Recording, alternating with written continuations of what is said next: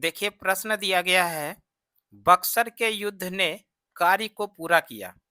बक्सर के युद्ध ने कार्य को पूरा किया और ऑप्शन दिया गया है पलासी का युद्ध का, असाये का युद्ध का, अरगावो के युद्ध का, उपयुक्त में से एक से अधिक, उपयुक्त में से कोई नहीं। ये प्रश्न जो है बीपीएससी टीआरई 3 का शिक्षक भर्ती के लिए जो परीक्षा हुआ था उसी में ये प्रश्न पूछा गया था। इस प्रश्न का सही उत्तर क्या होगा? आप जानते हैं तो निश्चित रूप से कमेंट में बताइए इस प्रश्न का सही आंसर क्या है। वैसे इस प्रश्न का सही आंसर हम लोग भी देखेंगे, उसके पहले इससे रिलेटेड इसके आसपास जितना भी फैक्ट बनेगा, जितना भी प्रश्न बनेगा बीपीएससी टीआरई 4 के पॉइंट ऑफ व्यू से, उन सभी प्रश्नों को पहले हम लोग एक्सप्लेनेशन के माध्यम से, एग्जाम पॉइंट ऑफ व्यू के मद्देनजर को देखते हुए पूरे डिटेल के साथ एक्सप्लेन कर लेते हैं। उसके बाद इस प्रश्न का सही आंसर को हम लोग समझेंगे। देखिए पलासी का युद्ध, पलासी का युद्ध जो हुआ था, पलासी का युद्ध हुआ था 23 जून 1757 को। 23 जून 1757 को पलासी का युद्ध हुआ था। और ये जो पलासी का युद्ध हुआ था, सिराजुद्दौला जो कि बंगाल का तत्कालीन नवाब थे और अंग्रेज सेनापति के रूप में रॉबर्ट क्लाइव थे, इन दोनों के बीच में पलासी का युद्ध हुआ था 23 जून 1757 को। और इस युद्ध में सिराजुद्दौला की हार हो गई थी और रॉबर्ट क्लाइव इस युद्ध में जीता था। और ऐसा माना जाता है इसी युद्ध के बाद भारत में अंग्रेजों का प्रथम औपनिवेशिक शासन व्यवस्था की स्थापना हुआ था। अंग्रेजों का प्रथम औपनिवेशिक शासन व्यवस्था स्थापित हुआ था। औपनिवेशिक औपनिवेशिक व्यवस्था स्थापित हुआ था। यहाँ से भी इसको भी ध्यान रखिएगा, प्रश्न पूछा जाता है भारत में अंग्रेजों का प्रथम औपनिवेशिक शासन व्यवस्था किस युद्ध के बाद स्थापित हुआ था? यह है पलासी का युद्ध। पलासी का युद्ध कब हुआ था? 23 जून 1757 को। बंगाल के नवाब थे सिराजुद्दौला और अंग्रेजों की तरफ से जो प्रतिनिधित्व अंग्रेज सेनापति के रूप में थे वो रॉबर्ट क्लाइव, इन्हीं दोनों के बीच में पलासी का युद्ध हुआ था। और ये कब हुआ था? 23 जून 1757 को। पलासी किस क्षेत्र में है? तो पलासी जो है ये बंगाल के क्षेत्र में है। और इसी पलासी के युद्ध के बाद जो होता है महत्वपूर्ण युद्ध, जो कि है बक्सर का युद्ध, जो कि 1764 में हुआ था। तो बक्सर के युद्ध से संबंधित जो भी प्रश्न बनेगा उसको भी कवर कर लेते हैं, उसके बाद हम लोग प्रश्न पर आएंगे। बक्सर का युद्ध, बक्सर का युद्ध जो हुआ था, ये बक्सर का युद्ध हुआ था 22 अक्टूबर 1764 को। इस डेट को याद रखिएगा। अब एग्जाम वाला डेट सहित पूछ लेता है, इसलिए इसका दिनांक भी याद रखिएगा। बक्सर का युद्ध हुआ था 22 अक्टूबर 1764 को। और ये जो बक्सर है, बक्सर बिहार का एक क्षेत्र है जो कि गंगा नदी के किनारे स्थित है। बिहार, बक्सर कहाँ पर है? तो बिहार में है और ये गंगा नदी के किनारे स्थित है। और यहीं पर बक्सर का युद्ध हुआ था 22 अक्टूबर 1764 को।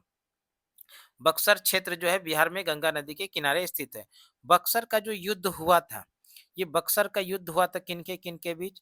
भारत के 3 बड़े शासक, एक तो है जिसके अंदर में कि मीर कासिम आता है जो कि बंगाल का नवाब था, मीर कासिम। दूसरा शुजा-उद-दौला, शुजा-उद-दौला अवध का नवाब था। और शाह आलम द्वितीय, शाह आलम द्वितीय उस समय भारत का मुगल शासक था।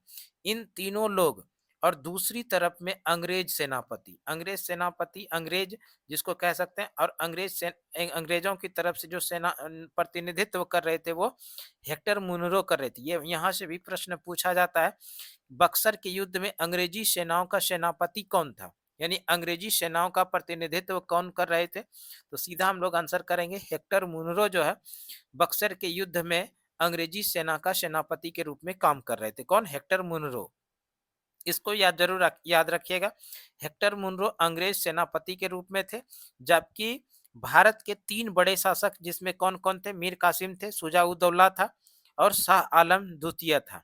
इन तीनों शक्ति होने के बावजूद इस बक्सर के युद्ध में अंग्रेज का जीत होता है, अंग्रेजी सेनाओं का जीत होता है और ये 3 बड़े शासक की हार हो जाती है। इसी बक्सर युद्ध के बाद अंग्रेज भारत की सर्वोच्च शक्ति बन गए थे।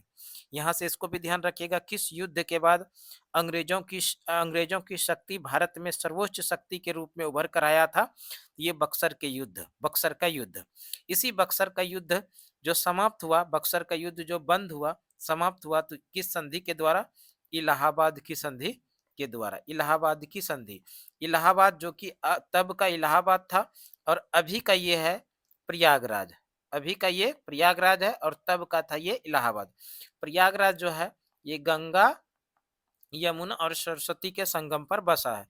ये हो गया आपका बक्सर का युद्ध। इलाहाबाद की संधि के बारे में हम लोग बात करते हैं। इलाहाबाद की संधि होती कब है? इलाहाबाद की संधि होती है 1765 में। इलाहाबाद की संधि कब होती है? 1765 में। ये जो इलाहाबाद की संधि हुई थी, ये इलाहाबाद की संधि बक्सर युद्ध के बाद हुआ था। बक्सर का युद्ध, इसके बारे में भी हम लोग कवर करेंगे।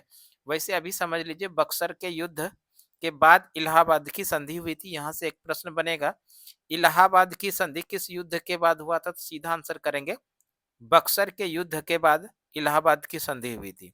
एक और सवाल बनेगा, बक्सर का युद्ध किस संधि के द्वारा समाप्त हुआ था? बक्सर का युद्ध जो समाप्त हुआ था वो इलाहाबाद की संधि के द्वारा समाप्त हुआ था। इलाहाबाद की संधि होती कब है? इलाहाबाद की संधि होती है 1765 में। और इलाहाबाद की जो संधि होती है किसके किसके बीच होती है? इलाहाबाद की संधि हुई थी ईस्ट इंडिया कंपनी और इसके साथ में हुआ था शाह आलम द्वितीय, जो कि उस समय भारत का मुगल सम्राट था। भारत का मुगल सम्राट शाह आलम द्वितीय और इसके साथ में शामिल थे शुजा-उद-दौला। शुजा-उद-दौला अवध का नवाब था। अवध का नवाब शुजा-उद-दौला और भारत का मुगल सम्राट शाह आलम द्वितीय और साथ में ईस्ट इंडिया कंपनी के बीच में एक संधि होती है जिसका नाम है इलाहाबाद की संधि। और ये इलाहाबाद की संधि कब होती है? 1765 में। इसी इलाहाबाद की संधि के बाद बंगाल, बिहार, उड़ीसा का दीवानी अधिकार ईस्ट इंडिया कंपनी को दे दिया गया। यहाँ से भी प्रश्न पूछा जाता है, बंगाल, बिहार, उड़ीसा का दीवानी अधिकार किस संधि के बाद दिया गया ईस्ट इंडिया कंपनी को? तो हम लोग सीधा आंसर करेंगे इलाहाबाद की संधि के बाद बंगाल, बिहार और उड़ीसा का दीवानी अधिकार दिया गया ईस्ट इंडिया कंपनी को। दीवानी अधिकार जिसको कि हम लोग बोलते हैं राजस्व वसूलने का अधिकार। दीवानी अधिकार किसको बोलते हैं? तो राजस्व वसूलने का अधिकार ही दीवानी अधिकार कहा जाता है। तो ये हो गया आपका इलाहाबाद की संधि किस वर्ष होती है? 1765 में होती है। इलाहाबाद की संधि किस युद्ध के बाद हुआ था? तो बक्सर के युद्ध के बाद हुआ था। इलाहाबाद की संधि किसके किसके बीच होता है? ईस्ट इंडिया कंपनी और शाह आलम द्वितीय, साथ ही साथ शुजा-उद-दौला के बीच में इलाहाबाद की संधि होती है। इसी इलाहाबाद की संधि के बाद बंगाल, बिहार और उड़ीसा का दीवानी अधिकार ईस्ट इंडिया कंपनी को, यानी राजस्व वसूलने का अधिकार ईस्ट इंडिया कंपनी को दिया गया। देखिए एग्जाम में जो प्रश्न क्या था कि बक्सर के युद्ध ने कार्य को पूरा किया। अभी हम लोग पढ़े इसको, बक्सर के युद्ध ने जो कार्य को पूरा किया था वो पूरा किया था पलासी के युद्ध का। पलासी के युद्ध का देखिए ऑप्शन ए में है, तो प्रश्न का जो सही आंसर हो गया वो हो जाएगा ऑप्शन ए, यानी पलासी के युद्ध इसका सही आंसर हो जाएगा। और ये प्रश्न तो अभी हम लोग पढ़े ही थे कि बीपीएससी टीआरई 3 के शिक्षक भर्ती के एग्जाम में ये प्रश्न पूछा गया था। तो अब जो है बीपीएससी टीआरई 4 के एग्जाम में अगर इस तरह का प्रश्न पूछा जाएगा, इसके आस-पास से अगर प्रश्न पूछा जाएगा तो निश्चित रूप से आप लोग बनाकर आ सकते हैं। तो ये वीडियो जो है बीपीएससी टीआरई 4 के एग्जाम देने वाले अभ्यर्थियों के लिए बेहद ही महत्वपूर्ण इस तरह का वीडियो होने वाला है।